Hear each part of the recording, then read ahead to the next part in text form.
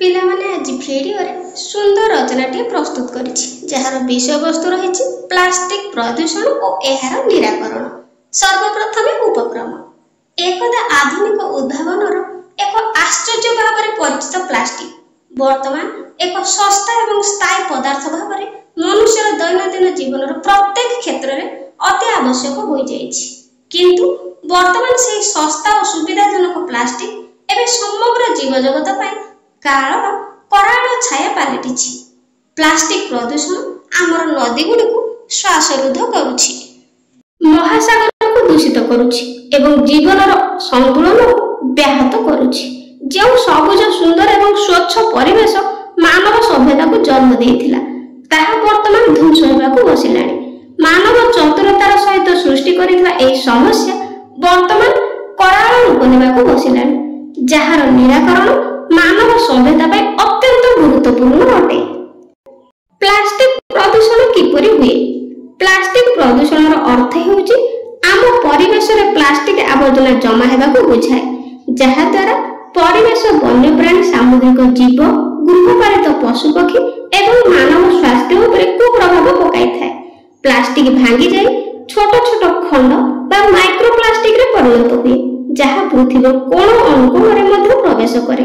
ଏହା ମୁଖ୍ୟତଃ plastic bag, ବୋତଲ, ଷ୍ଟ୍ର, ଶିଳ୍ପ ଏବଂ ପ୍ଲାଷ୍ଟିକ ଆବର୍ଜନା ଦ୍ୱାରା ପ୍ରାକୃତିକ ଜଳ ପ୍ରଣାଳୀକୁ ଅବରୋଧ କରିଥାଏ। ପ୍ଲାଷ୍ଟିକ ପ୍ରଦୂଷଣର ପ୍ରଭାବ। ପ୍ଲାଷ୍ଟିକ ପ୍ରଦୂଷଣର ପରିଣାମ ଅତ୍ୟନ୍ତ ଭୟଙ୍କର, ଯାହା ଜୈବ ବିବିଧତା, ମାନବ ସ୍ୱାସ୍ଥ୍ୟ ଏବଂ ଆର୍ଥିକ ସ୍ଥିରତାକୁ ପ୍ରଭାବିତ କରେ।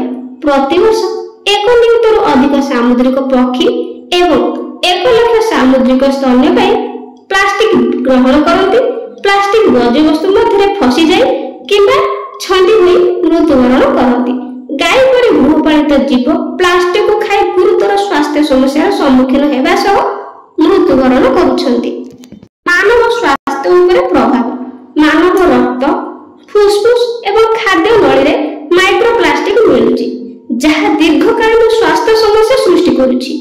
ପ୍ଲାଷ୍ଟିକ ଅଳିଆରୁ ବିଷାକ୍ତ ରାସାୟନିକ ପଦାର୍ଥ ଭୂତଳ ଜଳରେ ମିଶି ପାନୀୟ ଜଳ ଉତ୍ସକୁ ଦୂଷିତ କରୁଛି ଏବଂ କର୍କଟ, ହର୍ମୋନ ଅସନ୍ତୁଳନ ଏବଂ ବିକାଶମୂଳକ ବିକାର ଭଳି ରୋଗର କାରଣ ହେଉଛି। ଆର୍ଥିକ ପ୍ରଭାବ।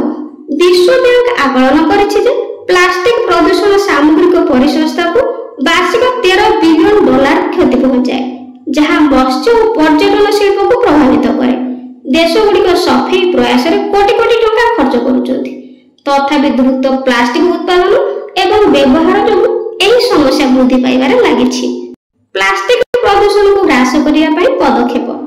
ଦୈନନ୍ଦିନ ଜୀବନରେ ପ୍ଲାଷ୍ଟିକ ବ୍ୟବହାର କମ୍ କରିବା ପାଇଁ ସମସ୍ତେ ପ୍ରଚେଷ୍ଟା କରିବା ଉଚିତ। ଏକକ ବ୍ୟବହାର ପ୍ଲାଷ୍ଟିକ ପରିବର୍ତ୍ତେ ପୁନଃ ବ୍ୟବହାର ଯୋଗ୍ୟ ବ୍ୟାଗ, ବୋତଲ ଏବଂ ପାତ୍ର ବ୍ୟବହାର କରିବା ଆବଶ୍ୟକ। ସ୍ଥାୟୀ ପ୍ୟାକେଜିଂ ସମାଧାନ ଗ୍ରହଣ କରିବାକୁ ବ୍ୟବସାୟଗୁଡ଼ିକୁ ଉତ୍ସାହିତ କରିବା ଉଚିତ। ପୁନଃ ପ୍ରକ୍ରିୟାକରଣ ଦକ୍ଷତା ବୃଦ୍ଧି ପାଇଁ ଅଳିଆ ପୃଥକୀକରଣକୁ ଉନ୍ନତ କରିବା ଏବଂ ପ୍ଲାଷ୍ଟିକ ଆବର୍ଜନାର ଯଥାସମ୍ଭବ ପୁନଃ ପ୍ରକ୍ରିୟାକରଣ ଆବଶ୍ୟକ। ପ୍ଲାଷ୍ଟିକ ପ୍ରଦୂଷଣର ସ୍ଥାୟୀ ମୁକାବିଲା ପାଇଁ ସରକାରୀ ନୀତି, ବ୍ୟବସାୟିକ ତଥା ଶିଳ୍ପ ସଂସ୍ଥାମାନଙ୍କର ଦାୟିତ୍ୱବୋଧ, ଜନସଚେତନତା ଏବଂ ବ୍ୟକ୍ତିଗତ ପ୍ରୟାସ ଏକାନ୍ତ ଜରୁରୀ। ଉପସଂହାର ବା ଶେଷ କଥା। ପ୍ଲାଷ୍ଟିକ ପ୍ରଦୂଷଣ ଏକ ଭୟଙ୍କର ବିପଦ, ଯାହା ଆମ ବିଶ୍ୱକୁ ଗ୍ରାସ କରିବାକୁ ବସିଛି, କିନ୍ତୁ ଏହାକୁ ନିୟନ୍ତ୍ରଣ କରିବା ଆମ କ୍ଷମତା ବାହାରେ ନୁହେଁ। ସାମୂହିକ ଚେଷ୍ଟା ସହିତ ଆମେ ଏହି ବିପଦକୁ ହରାଇ ଦେଇ ପାରିବା ଏବଂ ପୃଥିବୀକୁ ଏହାର ପ୍ରାଚୀନ ସମୃଦ୍ଧି ଫେରାଇ ଆଣିପାରିବା। ଆସନ୍ତୁ ଆମେ ପ୍ରତିଜ୍ଞା କରିବା ଯେ ଆଗାମୀ ପିଢ଼ି ଏପରି ଏକ ବିଶ୍ୱର ଉତ୍ତରାଧିକାରୀ ହେବ, ଯାହା ପ୍ଲାଷ୍ଟିକ ଆବର୍ଜନା ଦ୍ୱାରା ଭାରାକ୍ରାନ୍ତ ନୁହେଁ, ବରଂ ସଂରକ୍ଷଣର ଜ୍ଞାନ ଦ୍ୱାରା ସମୃଦ୍ଧି ହେବ। ତ ପିଲାମାନେ, ଇଏ ଥିଲା ଆମର ପ୍ଲାଷ୍ଟିକ ନିରାକରଣ ଏବଂ ପ୍ରଦୂଷଣର ବିଷୟବସ୍ତୁ।